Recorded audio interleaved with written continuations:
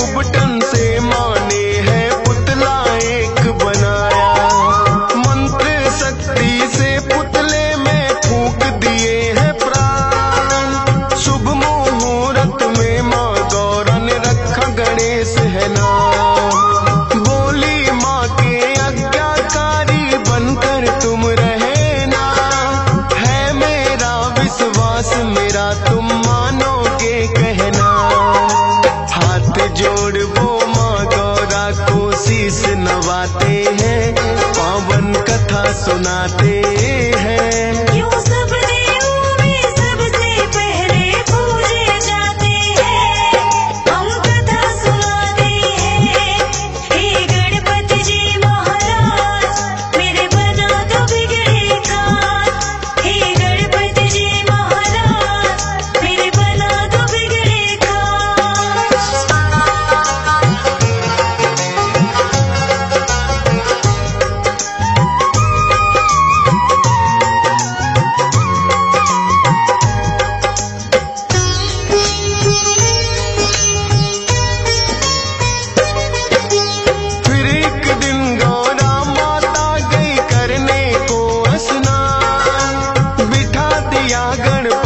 बनाकर पहरे पर दरबार, भोलेनाथ फिर महलों में जाने को आते हैं। बैठा कौन है बालक द्वार पे समझ न पाते हैं।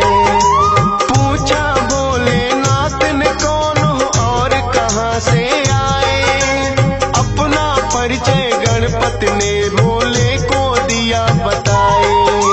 करने लगे प्रवेश भीतर गणपति ने है रोका, कहने लगे भोले क्यों हमको तुमने है टोका। हम खुद स्वामी गौरा के जब मर्जी आते हैं, पावन कथा सुनाते हैं। क्यों सब देवों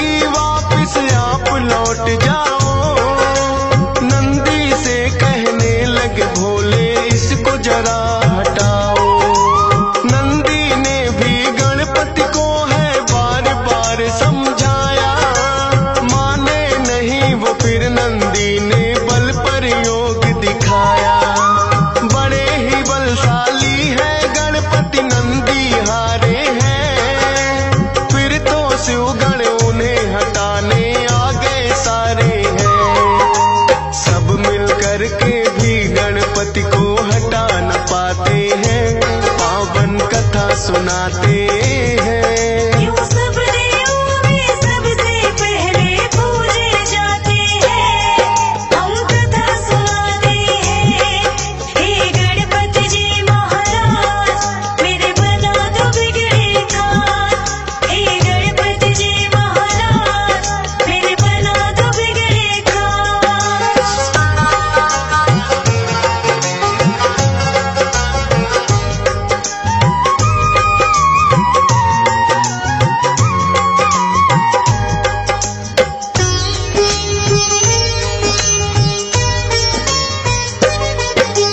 फिर तो भोलेनाथ ने सब देवों को बुलाया था, सारे ही देवों ने गणपति को समझाया था।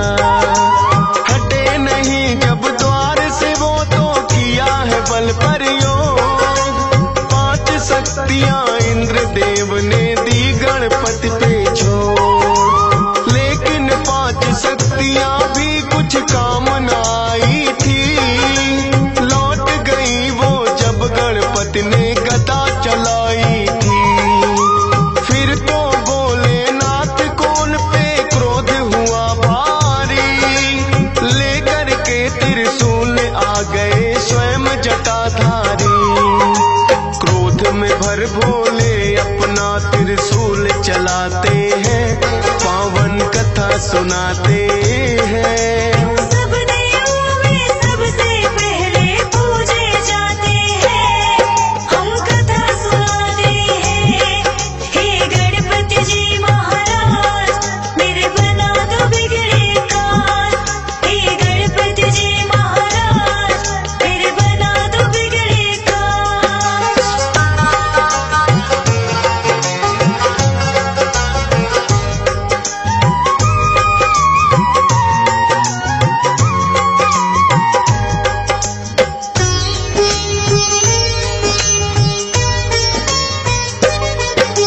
वारिस फिर त्रिशूल गर्दन हो गई थी न्यारी, गौरा माँ ने जब देखा तो रुदन किया भारी। बोली कि क्या किया आपने ये है भोलेनाथ, द्वारपाल ये बन के खड़ा था मान के मेरी बात। लाल मेरे के प्राण तुम्हें वापिस होंगे लौटाने, रो रो करे बिलाप मगौरा बात नहीं वो माने। कहने लगे भोले गणेश का खंडित शीश हुआ, पीठ घुमा कर सोई हो जो बच्चे से मां। उस बच्चे का शीश तो हम गणपति को लगाते हैं, पावन कथा सुनाते हैं। यूं सब देवों में सबसे पहले पूजे जाते हैं, हम कथा सुनाते हैं। हे गणपति जी महाराज मेरे बना दो बिगड़े काम, हे गणपति जी महाराज मेरे बना दो बिगड़े काम।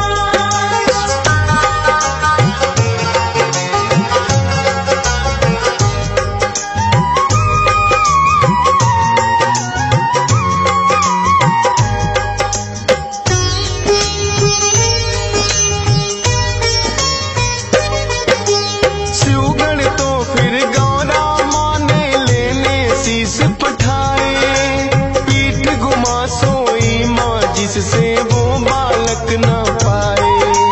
खोज खोज वो हार गए छानी दिशा सभी, एक हथनी आई नजर थी उन सबको तो तभी। हथनी के बच्चे की गर्दन वो तो ले आए, भोलेनाथ ने वो गर्दन गणपति को है लगाए। लगी जो गज की गर्दन वो जिंदा हो जाते हैं, सबसे पहले माता पिता को शीश झुकाते हैं। इसीलिए तो गजानन भी ये कहलाते हैं, पावन कथा सुनाते हैं। सब देवों में सबसे पहले पूजे जाते हैं, हम कथा सुनाते हैं। हे गणपति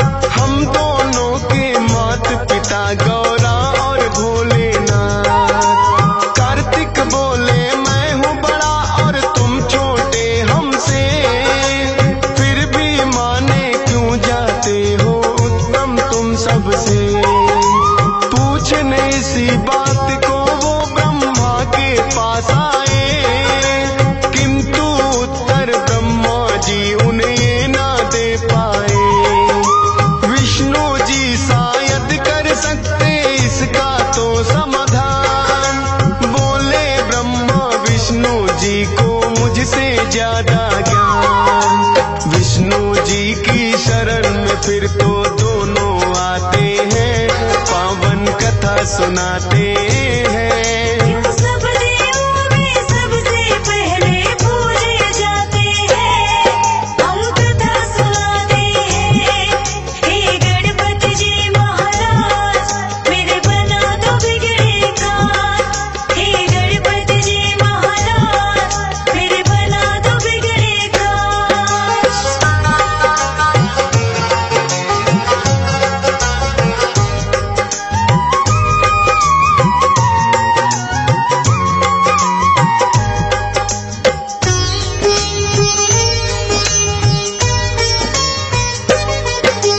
विष्णु जी तो दोनों को ही उत्तम बतलाए, लेकिन उनके उत्तर ये सहमत ना हो पाए। बोले विष्णु भोले देंगे इसका सही उत्तर, पूछो ये प्रश्न तुम तो उनसे ही जाकर। दोनों लेकर प्रश्न यही भोले के पास आए, सुनकर प्रश्न ये बोले जी भी है मुस्काए। बोले इस ब्रह्मांड का चक्कर उसे लगाना होगा, उत्तम साबित करना है उसे पहले आना होगा। अपने मयूर से ये सुनकर कार्तिक उड़ जाते हैं, पावन कथा सुनाते हैं। सब देवों में सबसे पहले पूजे जाते हैं, हम कथा सुनाते हैं। हे गणपति जी महाराज मेरे बना दो बिगड़े कान।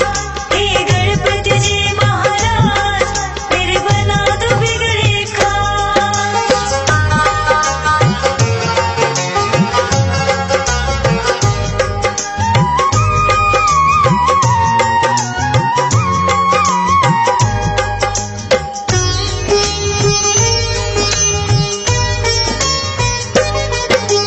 उड़े जो कार्तिक तो गणेश भी मन में मुस्काए, मूसक से तो पीछा मोर का किया नहीं जाए। अपने बुद्धि बल का फिर तो है प्रयोग किया, मात पिता का ही चक्कर गणपति ने लगा दिया। आपके ही चरणों में मेरी सारी सृष्टि है, कहने लगे भोले कि तुम्हारी दूर दृष्टि है। लौट के जब कार्तिक आए तो देख के चकराए, कैसे मुझसे पहले ये ब्रह्मांड घुमाए। भोले जी फिर उनको किस्सा सभी बताते हैं, पावन कथा सुनाते हैं। क्यों सब देवों में सबसे पहले पूजे जाते हैं, हम कथा सुनाते हैं।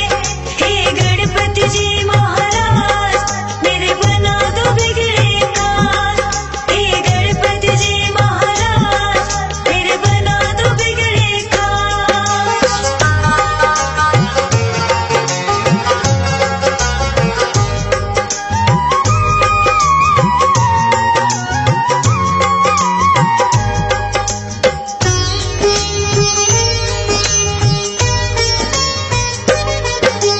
मात पिता के चरणों में ही होता है संसार। कार्तिक ने भी मान लिया है गणपति जी से